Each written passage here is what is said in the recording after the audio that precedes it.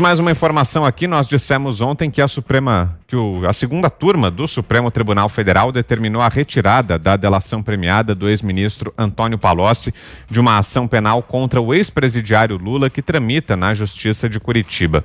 No caso em questão, o petista foi denunciado pela Força-Tarefa da Lava Jato por ter recebido vantagens indevidas da construtora Odebrecht, entre elas um terreno para a construção da sede do Instituto Lula. Os ministros acataram o recurso da defesa e entenderam que foi ilegal a decisão do então juiz do caso, Sérgio Moro, de ter incluído a delação de Palocci na ação contra Lula às vésperas do primeiro turno das eleições de 2018. Após o nosso programa, foram surgindo vídeos da sessão da segunda turma. Os ministros Ricardo Lewandowski e Gilmar Mendes foram favoráveis à exclusão dos trechos da delação e o relator do processo, o ministro Edson Fachin, votou contra o pedido da defesa. Nas falas, fica claro que, se depender da dupla, o STF garante a absolvição de Lula. Vamos assistir a uma fala de Gilmar usada para atacar Moro.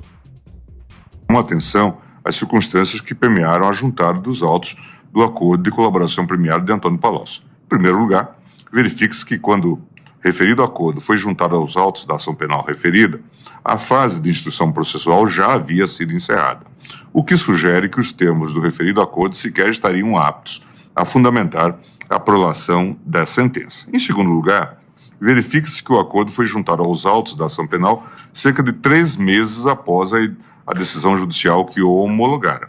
Essa demora parece ter sido cuidadosamente planejada pelo magistrado para gerar um verdadeiro fato político na semana que antecedia o primeiro turno das eleições presidenciais de 2018.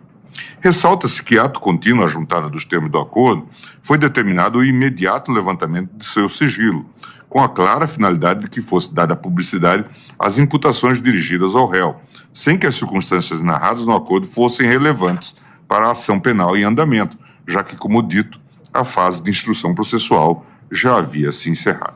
Em terceiro lugar, chama ainda a atenção o fato de que tanto a juntada do acordo aos autos quanto o levantamento do seu sigilo teria ocorrido por iniciativa do próprio juiz, isto é, sem qualquer provocação do órgão acusatório.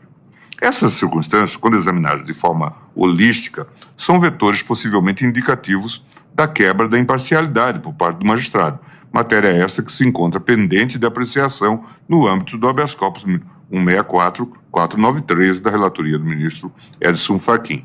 Para além dos efeitos deste ato no bojo das práticas possivelmente configuradoras da quebra de imparcialidade do magistrado, sob o prisma da avaliação estrita da licitude da juntada do acordo aos autos da ação penal, contudo, resta claro que as circunstâncias que permeiam a juntada do acordo de colaboração de Antônio Palocci, no 6º dia anterior à realização do primeiro turno das eleições presidenciais de 2018, não deixam dúvidas de que o ato judicial encontra-se acoimado de grave e irreparável ilicitude.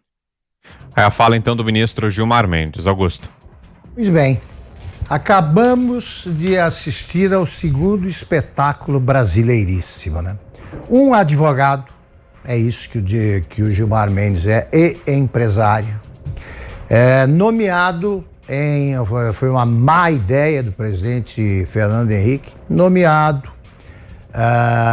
da ministro do Supremo, indicado para ministro do Supremo, foi um dos poucos que movimentou de alguma forma a sabatina a que se submetem os indicados, e que lembram sempre um chá de senhoras, né? Uma troca de elogios, né, de amabilidades e tal. No dele houve até perguntas, porque ele era um mau advogado-geral da União. Ele é um péssimo professor de direito e empresário que ganha muito dinheiro com aquele instituto que não pode ser chamado de caça-níqueis aí, porque caça dólares mesmo aí que ele tem em Brasília. Pois bem, o advogado Gilmar Mendes, com a imparcialidade que lhe é peculiar, bota em 200 aspas em imparcialidade, o advogado está dizendo que o homem da lei que agiu corretamente para condenar um bandido que presidiu o Brasil durante 8 anos, que esse homem da lei agiu de maneira parcial e, portanto, perseguiu um inocente, que é um tremendo bandido, para que ele fosse para a cadeia. Quer dizer, qual é o erro do Sérgio Moro? Acreditar que as leis que vigoram no Brasil, pelo menos em tese, devem ser cumpridas. Esse é o erro. O resto é conversa fiada de advogado de porta de cadeia, né? Do ponto de vista holístico. Visto assim, configurou-se a imparcialidade. Mas que imparcialidade? Como é que você vai ser imparcial? Se você começa a examinar um assunto de maneira imparcial.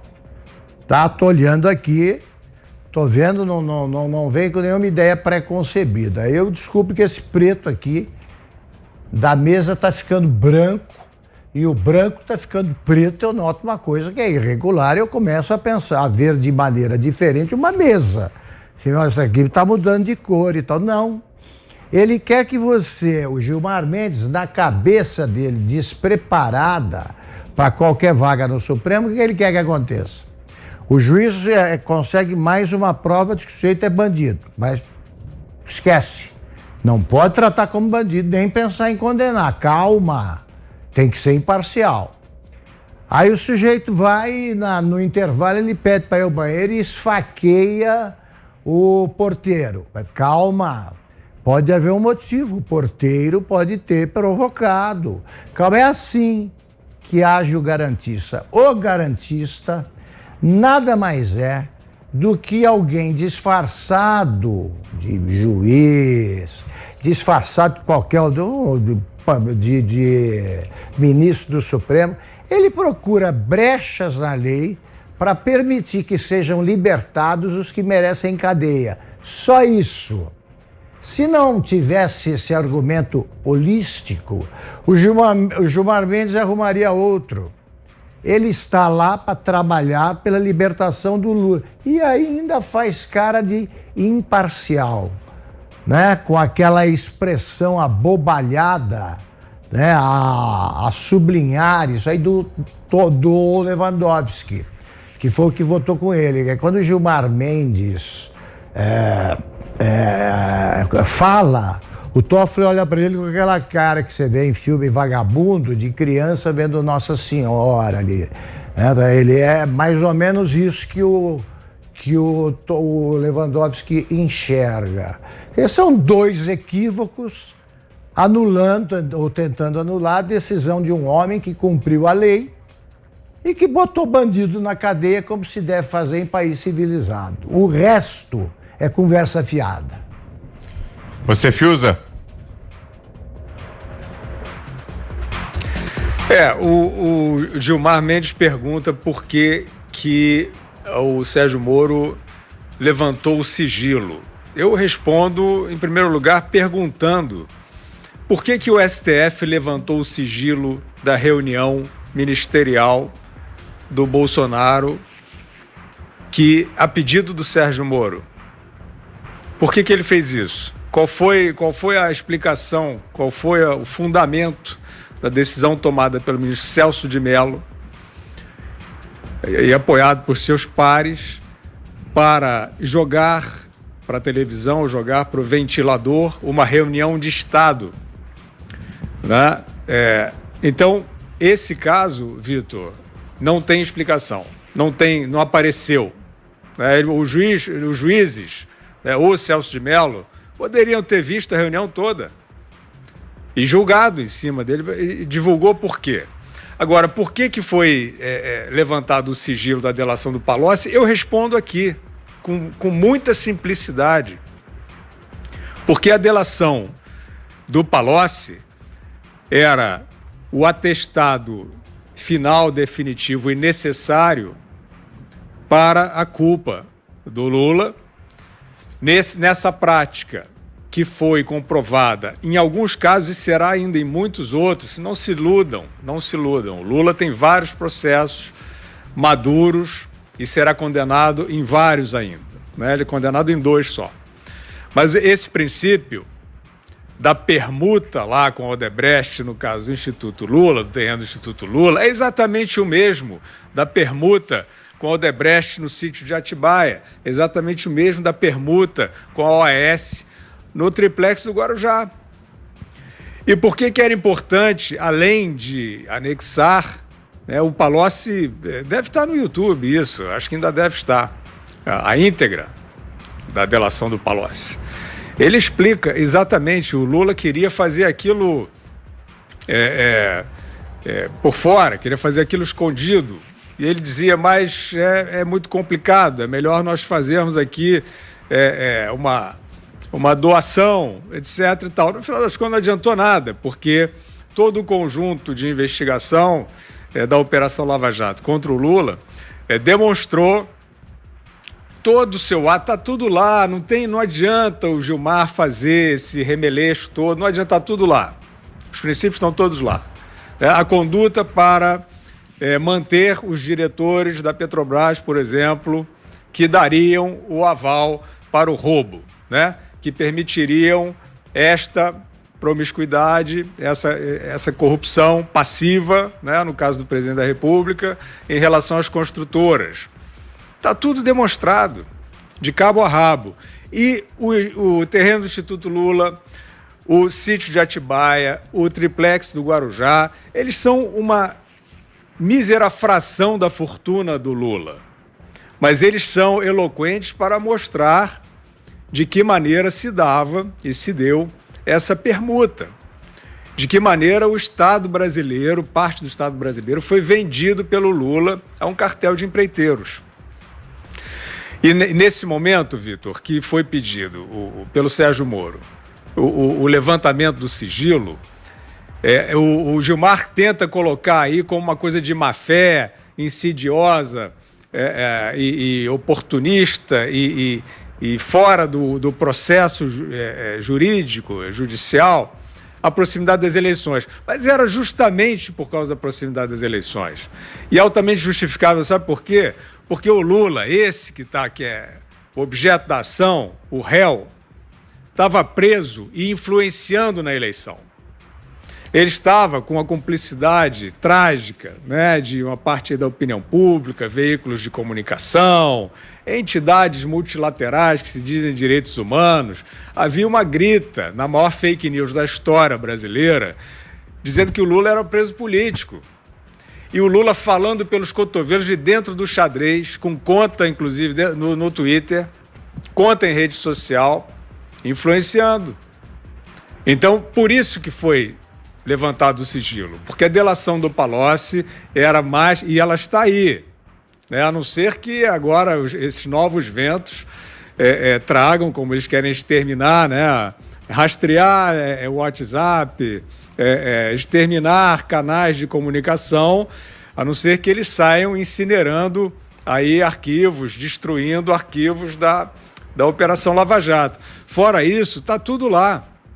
A delação do Palocci é completíssima, assim como a do João Santana, que está dormindo lá também, né? Léo Pinheiro, tem muito material lá. Não adianta esse jogo de corpo aí do Gilmar, do Lewandowski, o Fachin votou a favor ali para... Né? Eles combinaram, né? Vota você e tal, só para não ficar unanimidade, não sei o quê.